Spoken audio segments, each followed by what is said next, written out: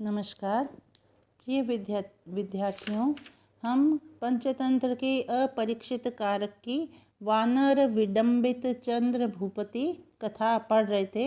हमने उसमें आधी कथा पढ़ ली थी कि कैसे जो वानरों का राजा है वो वानरों को कहता है कि हमें उस राजा के राज्य से चला जाना चाहिए, क्योंकि यहाँ मेष और सूपकार की आपस में लड़ाई होती रहती है, तो यहाँ से जाने में ही हमारी भलाई है। तन्न यावत् सर्वेषां संशयो भवति तावद् एतत् राजगृहं संत्यज्य वनं गच्छामः।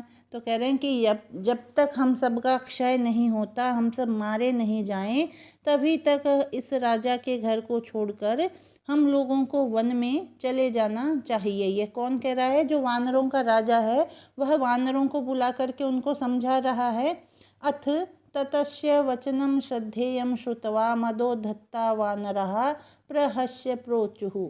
अथ यानी इसके पश्चात उसके वचनों को अश्रद्धेयम श्रुत्वा, बिना श्रद्धा के सुन करके, मदोद्धता जो उद्धत मूर्ख वानर थे, उन्होंने हंसकर कहा, भो अरे भवतो वृद्ध भावात बुद्धि वैकल्यम संजातम।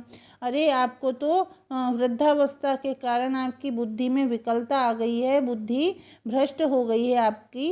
येन एतद ब्रवीषि, जिस कारण से आप ऐसा कह रहे हैं। उक्तम च, कहा भी गया है, वदनम दशनैर्हीनम लाला स्रवती नित्यशः न मतिः स्फुरति क्वापि बाले वृद्धे विशेषतः। तो यहाँ कह रहे हैं कि मुख दांतों से रहित होते हैं किसके? बालक और बच्चे के, बालक और वृद्ध के। तो कह रहे हैं कि वदनम दशनैर्हीनम, जो उनका मुख है वह दांतों से हीन होता है। लाला स्रवती नित्यशः, और नित्य ही लार टपकती रहती है। न मति स्फुरति क्वापि बाले, किसी भी बालक में और विशेषतः वृद्धे, और विशेष रूप से वृद्ध की बुद्धि न स्फुरति, काम नहीं देती है। तो बालक की और विशेषकर वृद्ध की बुद्धि काम नहीं देती है।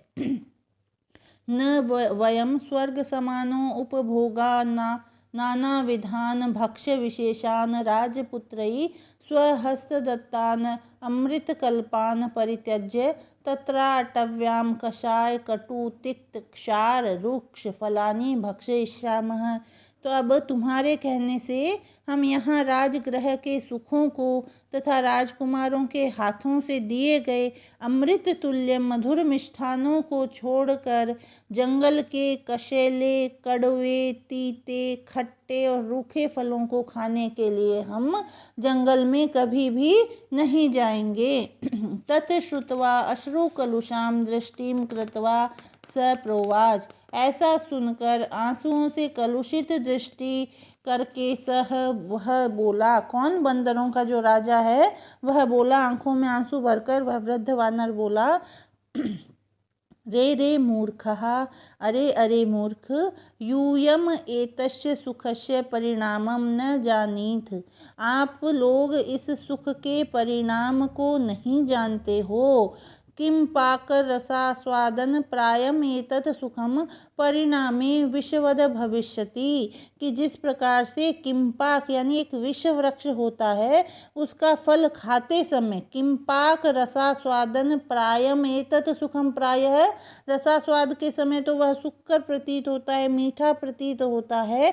परिणामे विषवद भविष्यति, और वह परिणाम में विष के समान होता है, प्राण ले लेता है।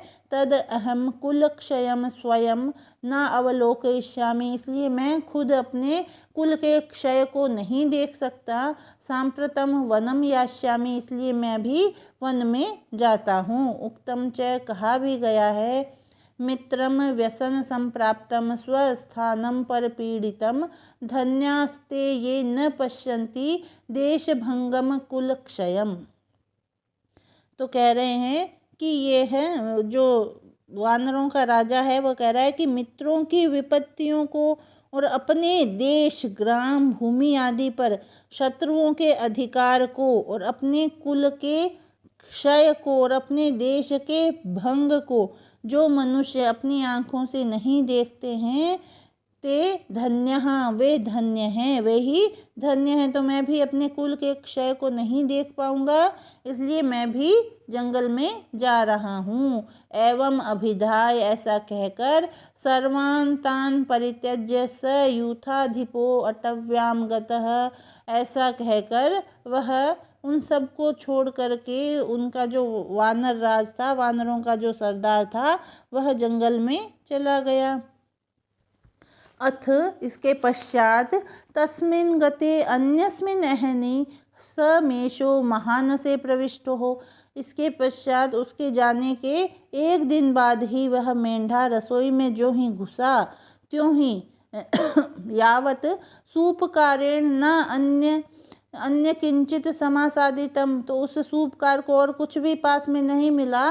तावद अर्ध ज्वलित काष्ठेन ताड़ितः, तो उसने आधी जली हुई लकड़ी से उसको मारा। सो अपि तेन ताड़ितः सन जाज्वल्यमान शरीरः शब्दायमानो अश्वकुट्यां प्रत्यासन्नवर्तिन्यां प्रविष्टः, और वह भी उसके द्वारा मारा जाता हुआ जलते हुए शरीर के साथ शब्दायमान, शब्द करता हुआ अश्वशाला में, जो कि समीपवर्ती थी, उसमें प्रविष्ट कर गया।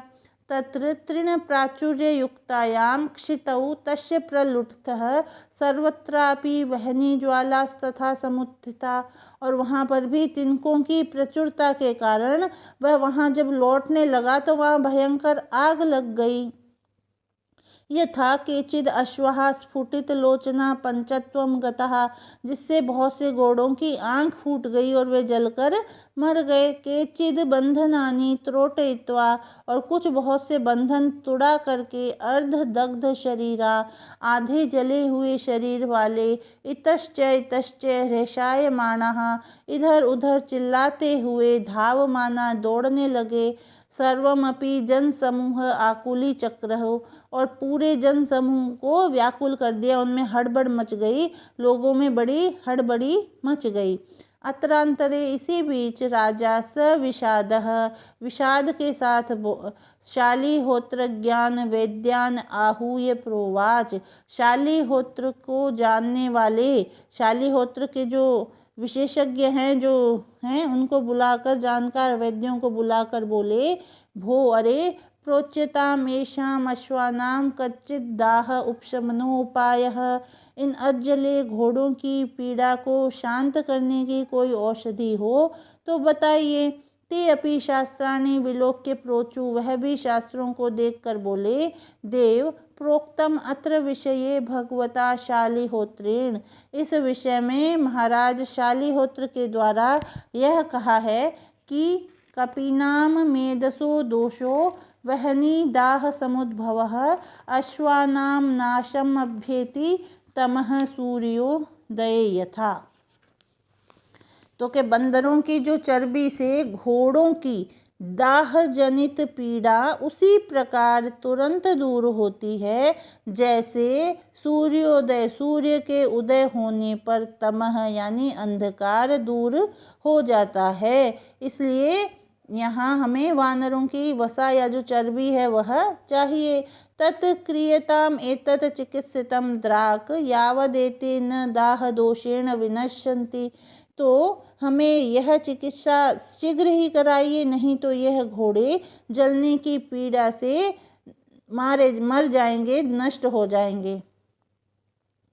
सो अपि तद आकर्ण्य समस्त वानर वधम आदिष्टवान, उस राजा ने भी यह सुनकर सभी वानरों को मारने का आदेश दे दिया। किम बहुना, फिर क्या था, सर्वे अपि ते वानरा विविधायुध लघुड़ पाषाणादि भीर व्यापादितः, वे सभी वानर लकड़ी पत्थर आदि के द्वारा आयुध जो भी थे उनसे वह सारे बंदर मार दिए गए। अथ सो अपि वानर यूथपस्तम पुत्र पौत्र भ्रातृ सुत भागिनेयादि आदि संक्षयम ज्ञात्वा परम विषादम उपागतः संत्यक्ता आहार क्रियो वनाद वनम पर्यटति, वह जो वानर राज था, वानरों का अधिपति था, वह भी पुत्र पौत्र भाइयों के जो संतान थी उनके भांजे आदि के मारे जाने का हाल सुना तो वह बहुत विषाद को प्राप्त हो गया। उसने खाना पीना छोड़ दिया और एक वन से दूसरे वन में घूमने लगा। अचिंतयच्च, और सोचने लगा, कथम अहम तस्य नृपाप सदस्या नृणताम कृत्येना अपकृत्य करिष्यामि। तो कि मैं किस कार्य से उस राजा का अपकार करूं जिससे कि मैं उसका बदला चुकाऊं। कथम अहम, किस प्रकार से, क्या करूं कि उस राजा से मैं बदला चुकाऊं। उक्तम च, कहा भी गया है, मर्शये धर्षणाम यो अत्र वंशजाम पर निर्मिताम भयाद वा यदि वा कामात स ज्ञेयः पुरुषाधमः। कि जो पुरुष शत्रुओं से घर्षणाम यानी पराभव, शत्रुओं के द्वारा की गई अपने वंश की हानि और अपने अपमान को लोभ से अथवा भय से सहन करता है, स पुरुषः अधमः, वह पुरुष अधम है।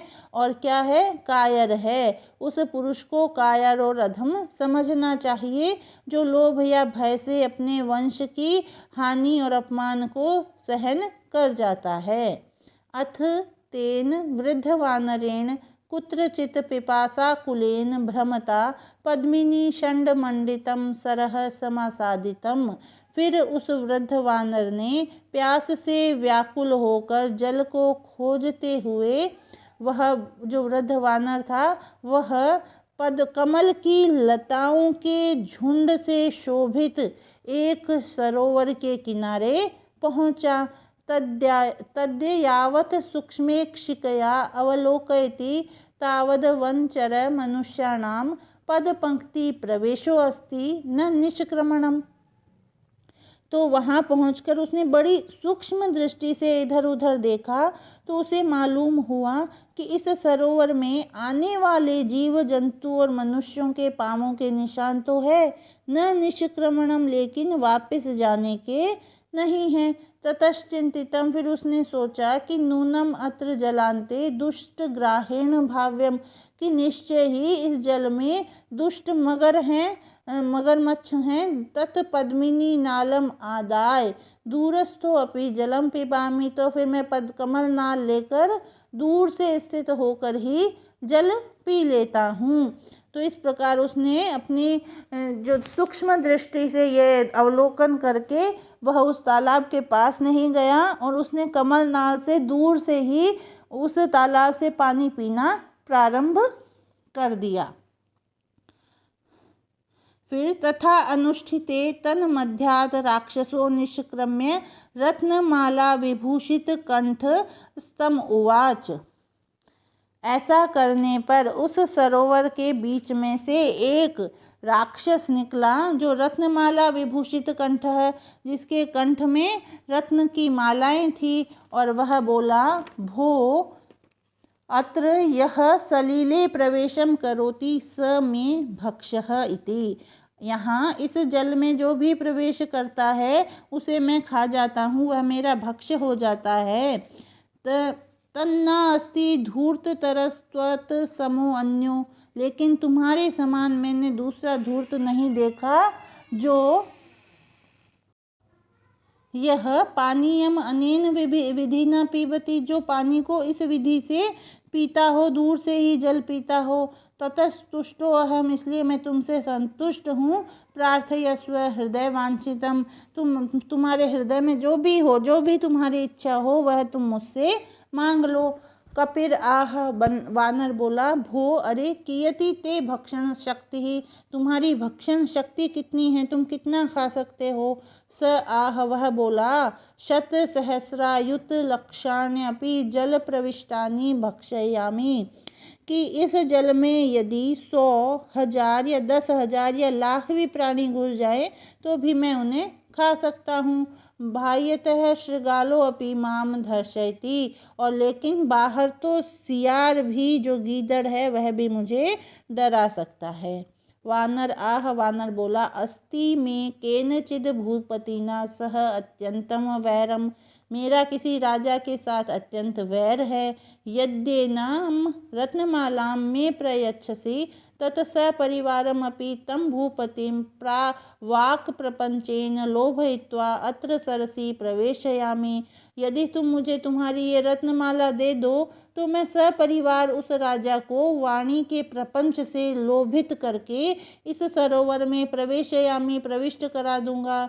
सोऽपि श्रद्धेयं वचस्तस्य श्रुत्वा रत्नमालां दत्त्वा प्राह। वह भी श्रद्धा के साथ उसके वचनों को सुनकर रत्नमाला देते हुए बोला, भो मित्र, अरे मित्र, यत् समुचितं भवति तत् कर्तव्यम् इति। जो तुम्हें उचित लगता हो वह तुम करो।